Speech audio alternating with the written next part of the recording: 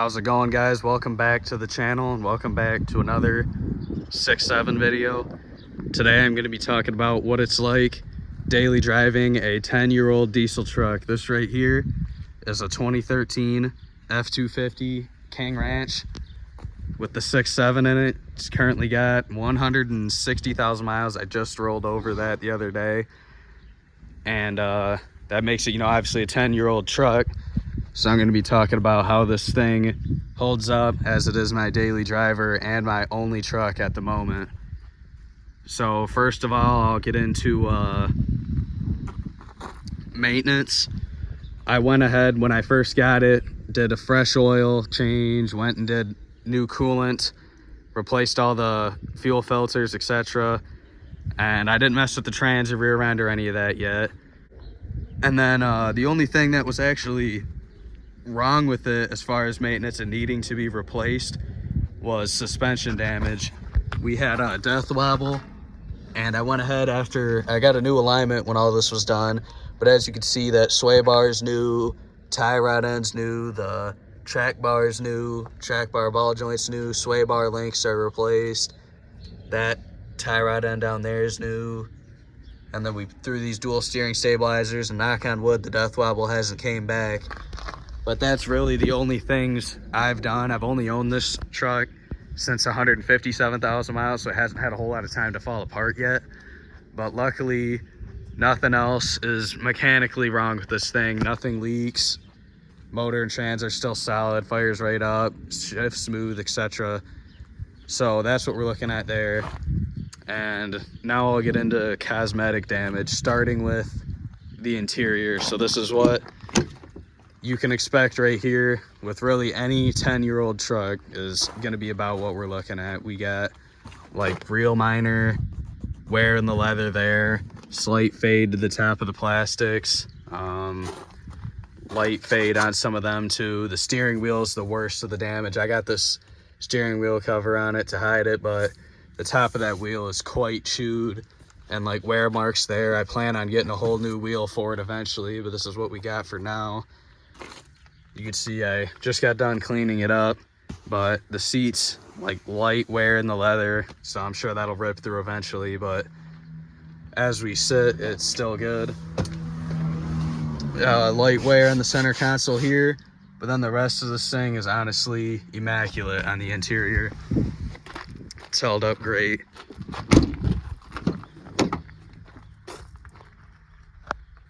Also, I should mention for maintenance, I replaced all the normal shocks too, but that doesn't really matter because they're so cheap and that wears out on any vehicle. If we walk around the back here, we got for more cosmetic damage. The rear bumper is pretty beat. The original front bumper was like beat beyond belief with rack chips, but it's kind of dirty. Eventually I plan on actually stripping and painting this bumper if I can. It's just that probably won't be for a while till I get the primer to fix the other things I want to fix on this, which I'll get into. We got, this used to be busted, I had to replace that. We got a rack chip there. Backup camera intermittently works. That's the only really thing wrong with it right now. I'm pretty sure the heat and AC and all that still work, but we got the backup camera sometimes doesn't like to come on, more dents in the tailgate. And I noticed one license plate light doesn't come on, and this light here doesn't come on for the reverse. Actually, I should point it to there. That's real minor stuff. I'll probably upgrade to LEDs. If we walk around here, most of this thing stayed pretty clean. I had to repaint the rocker on the driver's side, and the passenger side is still looking really good. As you can see, I went ahead and put some POR 15 on the inner rockers to try to preserve them longer, but there was nothing wrong with them. I'm just trying to protect it. Eventually I do also want to undercoat this thing. If we come up here, I'll show you, like, it's really pretty clean. I'm kind of nitpicking here, but there is some surface rust. Nothing's leaking yet on the engine or trans, luckily. So yeah, frame's still really nice, but I want to get undercoating. I'm thinking of using fluid film, the black stuff. That way it stays clean for years to come, and if I can, I'll park it for the winter. I'll go ahead and show you guys. Here's what the inside of a 10-year-old truck bed looks like. It's got the spray and bed liner. You could tell no one ever really used this thing for work because it's not all dented to shit, luckily.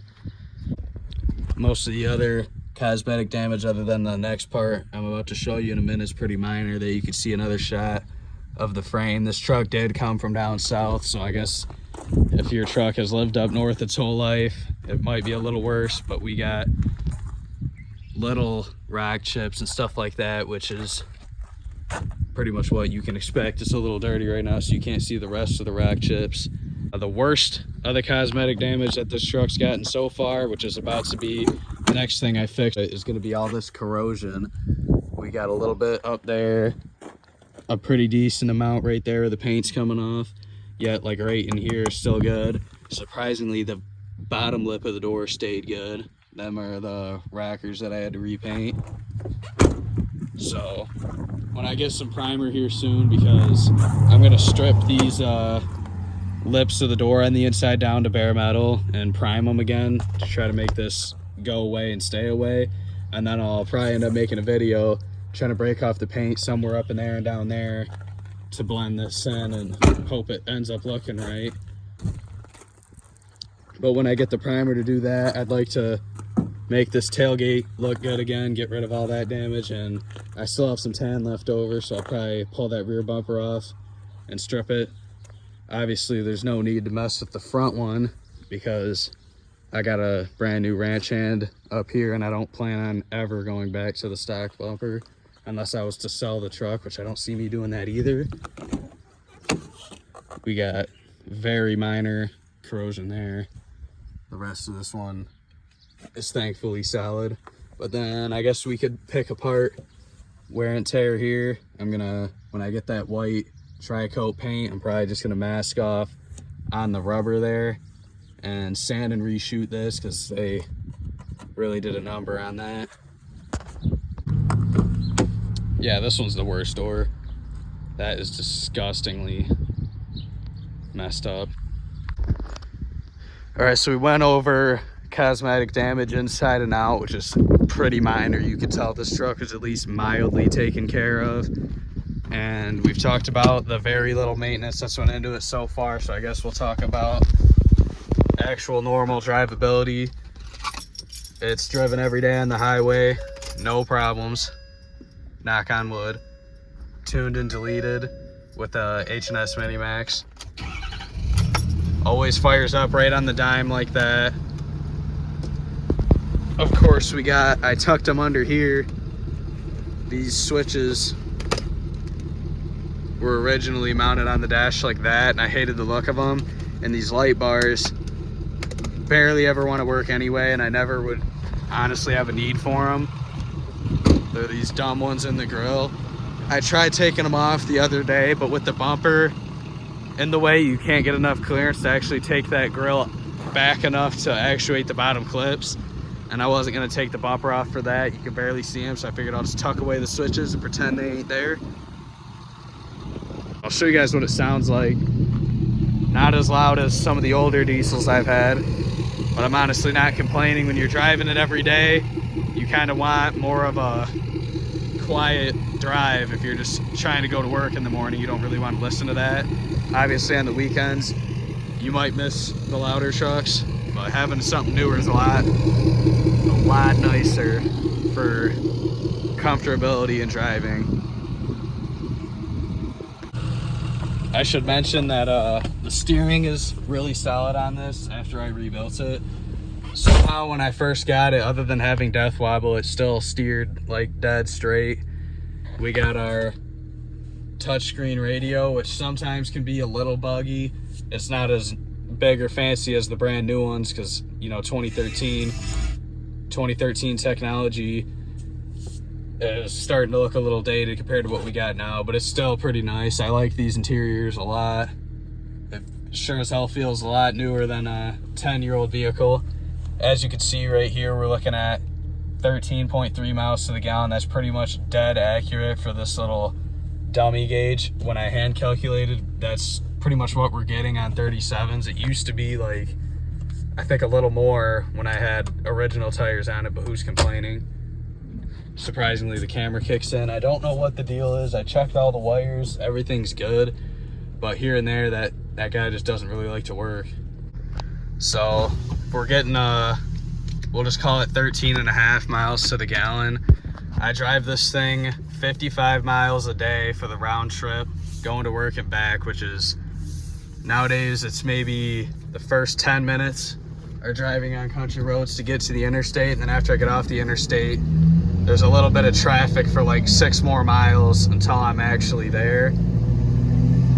So if it's 54 miles a day, then that's gonna put us at 270 miles a week, 13 miles to the gallon, which means we're gonna be pumping about 20 gallons worth of fuel every week through this thing, which is gonna run like probably about 90 bucks nowadays with these gas prices.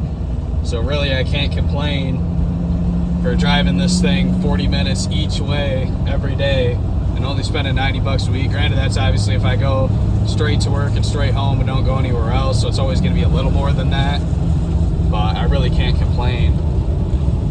With the windows rolled up here, you can see this is what we're hearing as far as road noise. It's got the 37-inch Nitto trail wraps on them. I should probably make a video about those soon at whatever mile mark. I can't say enough good things about them so far, but I'm most likely gonna want to wait like a couple years till these things have some miles on them so I can talk about tread wear, but they are nice and quiet. We've got power sliding back glass up here. This is pretty cool.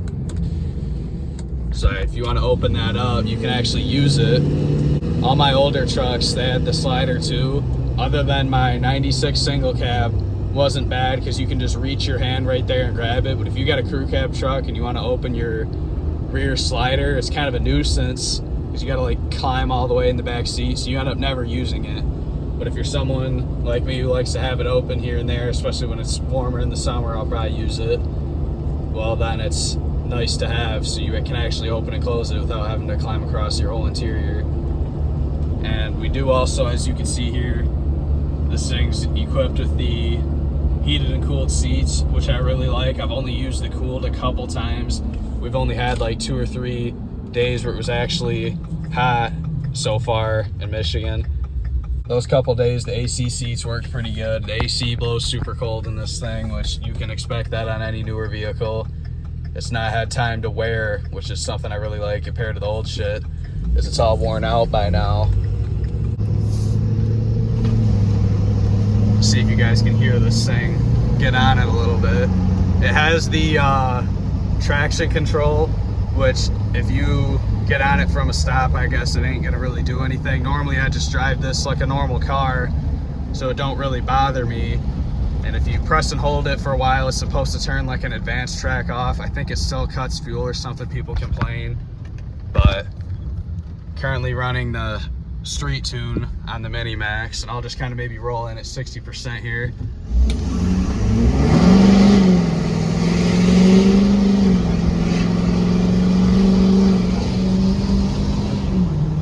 So it does run really good. Not really comparable to some modern BS fancy sports car or something, but for being a heavy diesel truck lifted with big extra heavy aftermarket front bumpers on it, just rolling into it like that with nothing done performance other than exhaust, a tune, and an intake is really all that's maybe adding extra power to this thing. It does cruise pretty good. I haven't had a chance to pull any trailers with it, but I know this thing will do great. Even the old trucks pull good. So I can't say enough good things about the power level, really. The traction control is kind of nice because, you know, usually when you're just driving your truck, you're not going to be doing hard accelerations or anything. So it's nice to have for if you're driving in the snow. It'll kick in easy so you don't fishtail and total your shit box. So that's definitely really enjoyable. Really comfortable interiors too. And I can't complain with this thing, to be honest. I really like it. I've only had it a couple months. In the time I've had it, it's been nothing but great so far. I'm hoping this thing ends up lasting me a long time. It's a 13, so I should stay away from the turbo issues. I've got a CP4 bypass, so I'm hopefully good on there. And I've got all the emissions taken off of it. So this thing hopefully will last me a lot of years. I know some of you guys might complain about the H&S tuning and say it's junk, it's gonna blow your trans, this and that. I'm sure if you're pushing your truck hard every day, little bit of a shithole bump there. I'm sure if you're pushing your truck hard every day, yeah, you'll blow your trans up. But if you just drive it, I doubt the tuning's really gonna hurt it if you're keeping your shifting at the lower RPMs like a normal person. You won't really need fancy tunes, I wouldn't think. All right, so I guess that's my take on owning a 10-year-old diesel truck as a daily. Definitely would recommend it. You got the small little shit you got to deal with, but nothing major yet. And you don't got to blow $100,000 like you do on an actual brand new one. And in the case of the Ford 6.7s, you're getting the same great engine anyway. So hope you guys liked the video, and I'll see you in the next one.